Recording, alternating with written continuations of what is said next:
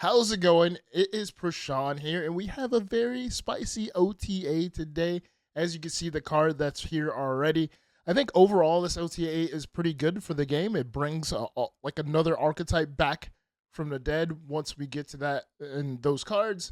But overall, I think it's pretty good. I think we could all be mad still that Loki hasn't been touched. I think we're mad about Loki every single OTA. We're like, one day it will happen. One day, so we'll see. But overall, I think the cards that got touched, obviously there's a reason they did, and then the cards that got buffed, there's obviously a reason they got buffed, and I'm glad that they got buffed. So let's get right into it. Blob's ongoing got taken away. His ongoing got taken away. So obviously the dev's reason for this is while Blob not moving wasn't a major concern, it was the fact that he had the ongoing, right? So with the ongoing that he can't be moved, allowed for Blob to be played, and then you play Mystique that copied the Blob, or you could even rogue a Blob and copy his ability, and then Mystique your rogue after.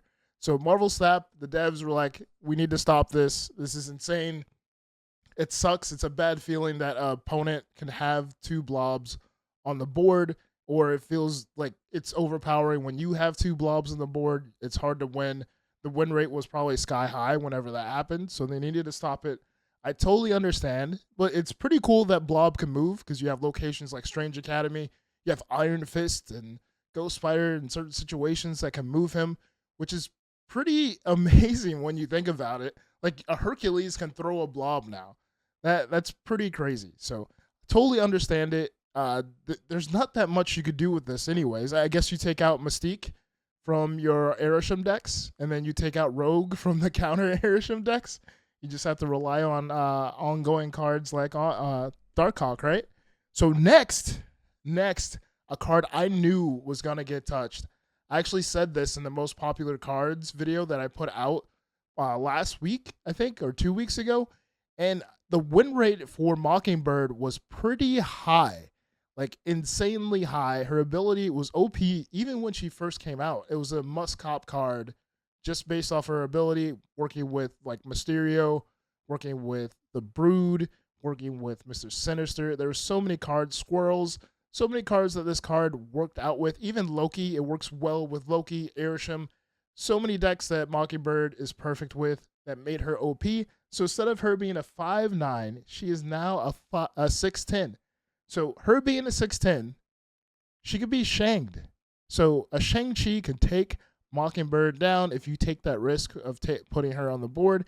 And you need one more card that didn't start in your deck on the board too to get her all the way down to 0, which might not be tough, especially if you're playing like a Patriot deck. I think it still is pretty good. And that one, I think that doesn't matter in those styles of decks, right? But any other deck, I think Airsham, it takes a little bit longer, but you have that extra energy. So I think it's as a buff. It might slow down some decks, but it might deter some. I don't know. Like, honestly, I feel like this is like secretly a buff. And what they say here, what the devs say is Mockingbird has been hovering around the top of the meta ever since her release. And the combination of Airsham, both providing cards that didn't start in your deck and encouraging the use of Agent Coulson, and friends has pushed her over the line. We still expect Mockingbird to play a big role in these new numbers, but require more substantial investment to use. So they want you to do more to get more, right? But I think overall, Mockingbird still has a high win rate. She'll still have a higher win rate. They might have to do a little bit more later on, but it's good that they noticed. They noticed that she needed to be changed.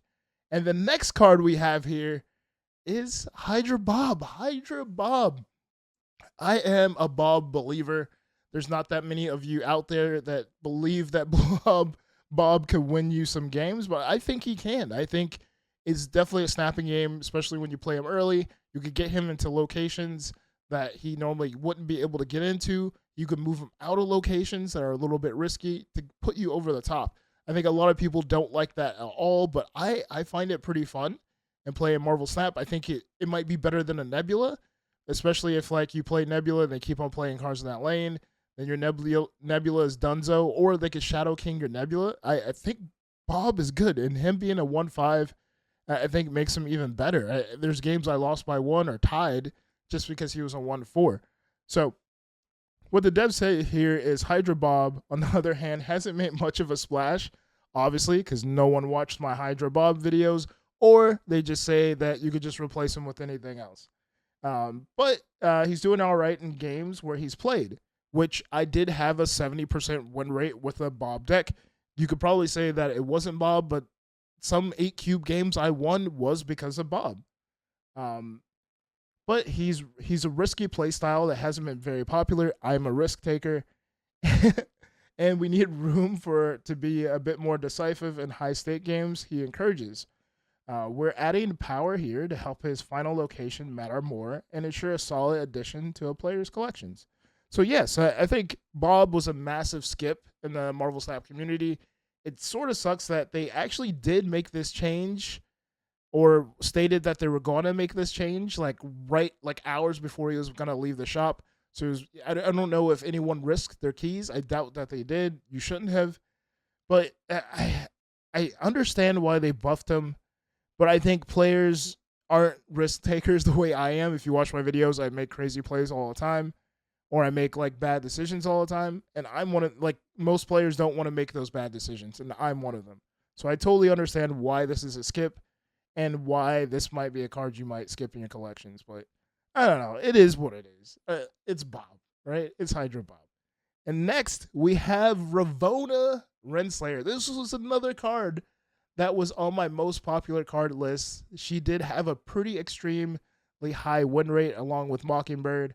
Ongoing, your cards with 1 or less power cost 1 less minimum. So her ongoing ability still stays the same, but they knocked her down from a 2-3 to a 2-2, which is semi-understandable, I guess. I don't think it really stops her as much, like 1 power. I don't think it's going to deter anybody, especially since Zabu's dead in the water, right? So time and time again, Ravona has been a strong piece of decks that indecisively, or I cannot read that word because it's very far from me, want some low base power cards. Her ubiquity, I cannot read today because I cannot see. This is pretty hard for me to read and see. Flame me in the comments for not being able to read. So also made it difficult to balance cards, as she can turn reducing their power into a buff. We're dinging her in an attempt to make building around Ravona a little bit more of a commitment. So they want you to be more invested in these decks and try a little bit harder to make things work. But I think the 1 less power definitely does not do that, right? I think she's totally fine. It's fine. The 1 power doesn't do anything. Like, I don't know. If they made her like a 2-1, that would be interesting. That might be like a spicy change. But 2-2, that's fine. So let's go into the cards that got buffed. And this is the first one. We have Viper. On reveal, one of your other cards here switches sides. Fine. If you only have 1 card there, they put a Widow's Kiss there, and it's there by itself. You play Viper, it moves back. But if you had multiple cards there, it's just picking a card at random. But now, the new text is, one of your other cards here with the lowest power switches sides, which is freaking awesome. If someone throws goblins on your side, they're going to take, if it's Hobgoblin and Green Goblin, they're going to take that Hobgoblin and throw it back. Whatever has the least amount of power goes back to the other side, which is pretty awesome. So it makes it more targeted, a more targeted feel. Even when you play Sentry, and you can play Viper on the other side, you don't have to worry about bringing one of your other cards over. That is freaking awesome. So what the devs say is Viper demands more specific game state to do her thing than other cards that chunk up the opponent's board. So we're making this quality of life change to help her more consistently hit her intended target in the later game against opposing junk strategies. I wish they had did this a long time ago when Sentry was a 10 and the Void was a 10. That would have been perfect back then. I think the play rate of Viper might go up now. I think Viper was lost in all these junk decks, especially since Annihilus came out. Like, you could just throw them all over. Why would you need Viper, right? So, pretty good change overall. I can accept it. I might play Viper more. Next, we have Sauron. Sauron just changes from a 3-3 to a 3-4. I think the Sauron Shuri decks are still pretty solid, just like solid and strong. I just think that like we get lost in what else is going on. I think like the Red Hulk double up deck or the Red Hulk Shuri Sauron deck is still pretty good. It's just that there's so many new cards and we get lost in the new cards. So whenever someone tells me what deck should they play to get infinite, I would say Shuri, Sauron, you know when you're going to win, you know when you're going to lose, you know when to snap, you know when to retreat. I think those are one of the perfect decks to know your lines with. And what is their thoughts about this, the devs' thoughts? While Sauron decks utilizing Shuri and Red Skull have been continued to have some success since their dominance in the game's early days, they haven't gained many new options, while their other decks have diversified their game plans in order to keep this deck accessible and viable option for players who are still building up to larger collections. We figured this not so friendly green dinosaur could use a small boost. So 3-3 to 3-4. I think I guess more seasoned players don't play this, newer players play this because obviously all these cards are more accessible. So makes sense. Next, we do have a spicy change, a very spicy change, and it's Werewolf by Night, which is freaking awesome. So instead of him being a 3-1, he's now a 3-2, which makes bounce better, right? I think back when they made him a 4 cost, that sucks. That felt bad, and then especially like changing Zabu. Like, why would you play Werewolf by Night? It's just too much of an investment to play on 4, and you don't take full advantage of him. But him being a 3 cost is perfect. Perfectly on curve. Him being a 3-4, you could get him up there, right? You could beat a blob. Just one blob, not 2. So the devs' thinking is, after his former dominance, we played it safe and reduced Werewolf by Night's cost from 4 to 3 because it provides more opportunities to scale up his power. He hasn't performed very well since that change, though.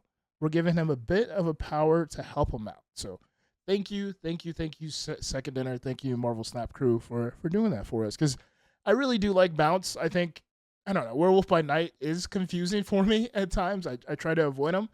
But this might, it might make for some room for error, right? Since you get that extra power, like you can mess up a few times and maybe still win some games.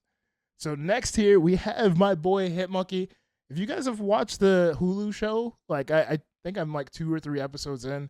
Awesome show. I posted on Twitter a few days that was coming out. It like blew up. Like everyone loves the show. I didn't know there are that many Hitmonkey fans out there. But Hitmonkey is going from 3-2 to 3-3, which is freaking awesome. He goes well with Werewolf by Night. So the two bring bounce back immediately. I think I might have like Jeff Hoagland on the channel to like just talk about bounce. I think so. I think the godfather of bounce really needs to come on the channel. We could talk some bounce.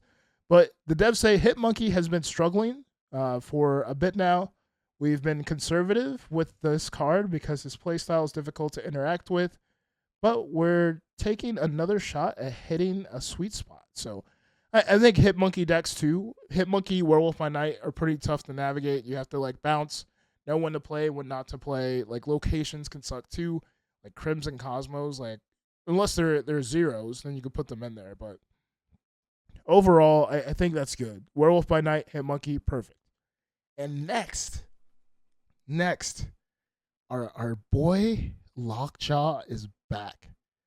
Like we can all sing and dance in the streets.